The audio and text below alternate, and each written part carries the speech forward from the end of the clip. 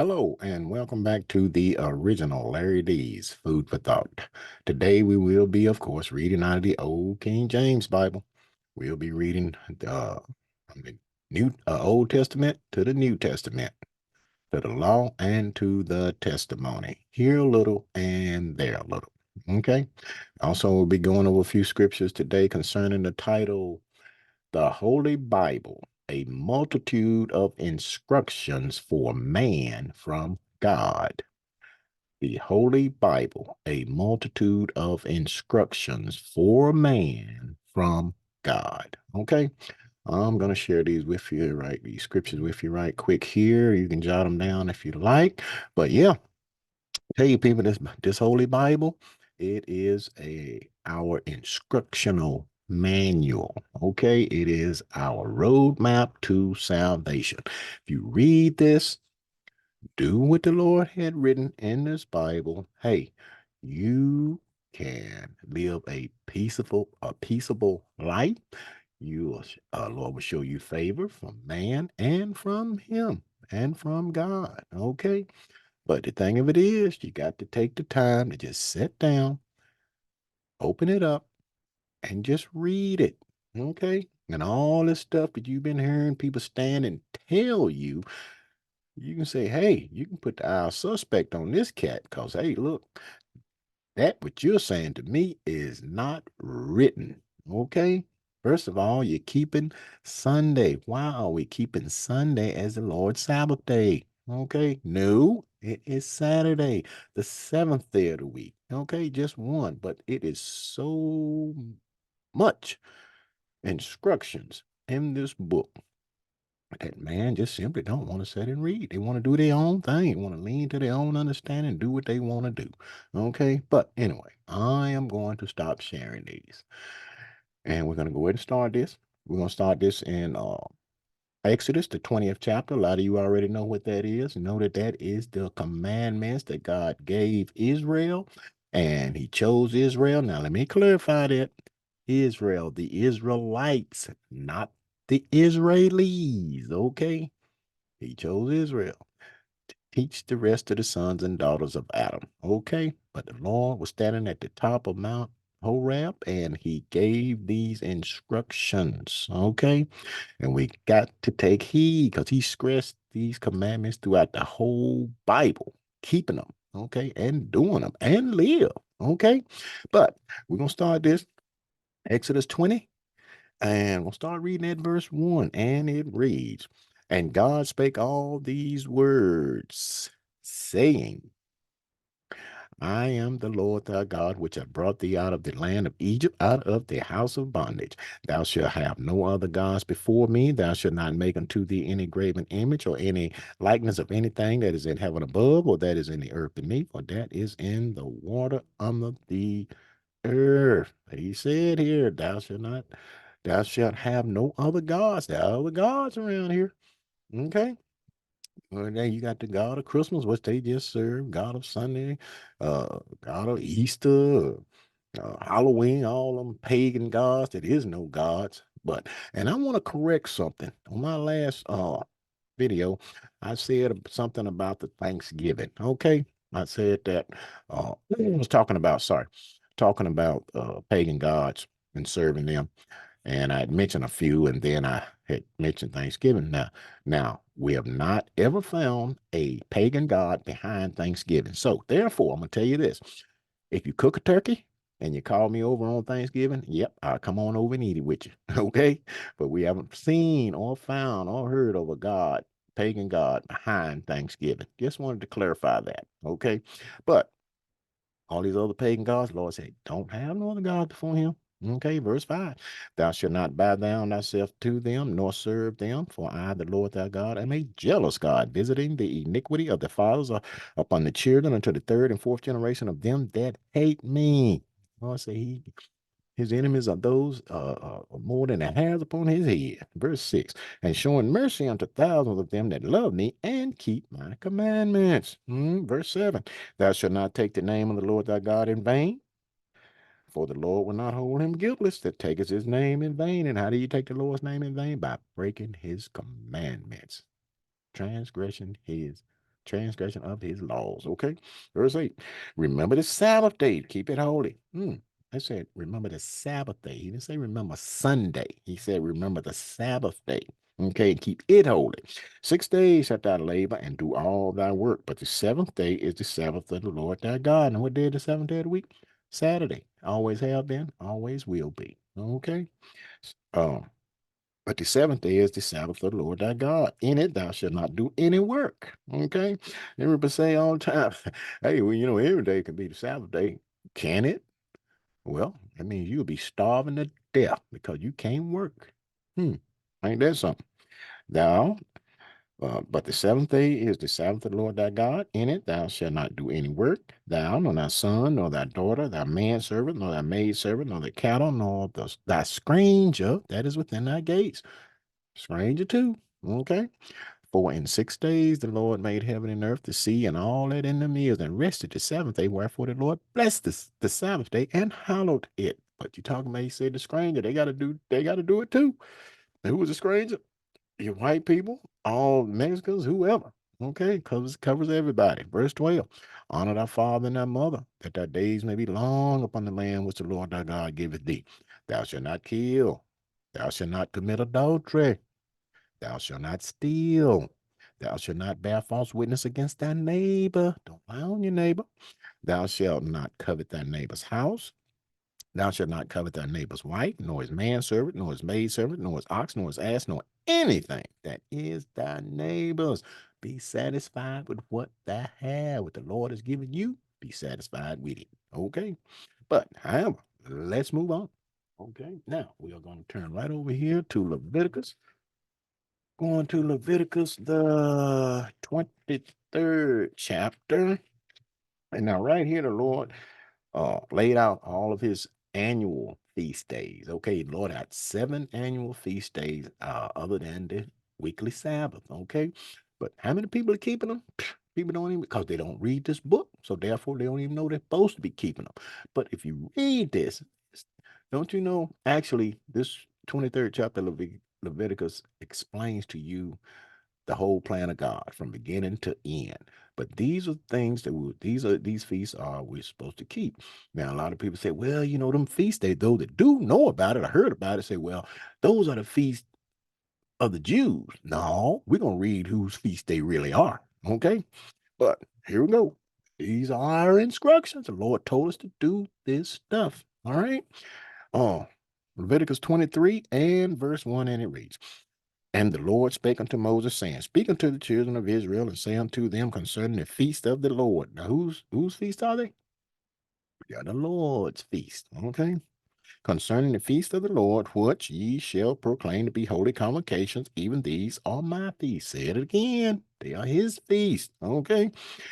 Verse 3. 6 days shall thou labor, 6 days shall work be done, but the seventh day is the Sabbath of rest and holy convocation. Ye shall do no work therein. It is the Sabbath of the Lord in all your dwellings. You can put this, Sabbath day, the regular Sabbath day, weekly Sabbath day. You put that in there. Okay. Now, verse 4, these are the feasts of the Lord. He said it again.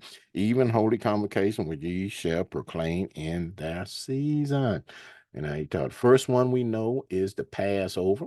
And most of these Sunday worshipers, they call it communion, which they do every first Sunday, every third Sunday, however they do it, but they're doing it out of season. They're not doing it the way the Lord say do it. Okay. He got it in there to tell you when to do it. Okay, but you got the Passover, you got the Feast of Unleavened Bread, you got Pentecost, you got blowing of the trumpet, you got the Day of Atonement, you got Tabernacles, and you got the eighth day. Those are the 7 annual feast days the Lord laid out for us to keep, and that is the whole plan of God. Okay, all right, but let's move on.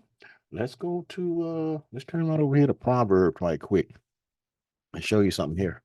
Going to Proverbs, the first chapter, Proverbs 1. And we'll start reading at verse 5. And it reads, These are instructions. Listen, a wise man will hear and will increase learning, and a man of understanding shall attain unto wise counsel. Verse 7. The fear of the Lord is the beginning of knowledge, but fools despise wisdom and instructions. Okay, but uh, verse 8, my son, hear the instructions of thy father, and forsake not the law of thy mother, for they shall be an ornament of grace unto thy head and chains about thy neck. Okay, now Proverbs, the third chapter. Start reading at verse 1, and it reads, my son, forget not my law, but let thine heart keep my commandments. Say it again, man. Tell you, stress on these commandments, all right? For length of days and long life and peace shall they add to thee. You see that? Hmm. Let not mercy and truth forsake thee. Bind them about thy neck, write them about upon the table of thine heart. Okay, of your mind. So shalt thou find favor and good understanding in the sight of God and man. All right. Verse 5. Excuse me. Trust in the Lord with all thine heart and lean not unto thine own understanding. Okay. In all thy ways acknowledge him, and he shall direct thy path. The Lord will keep you on that straight and narrow path that you don't turn to the left or to the right. Verse 7, be not wise in thine own eyes. Fear the Lord and depart from evil. Okay? All right. Now, let's move on. Let's go to, let's see. Hold on. I think okay. Let's see what I did. All right. Let's move on over here to Ecclesiastes. Something over here I want to show you right quick.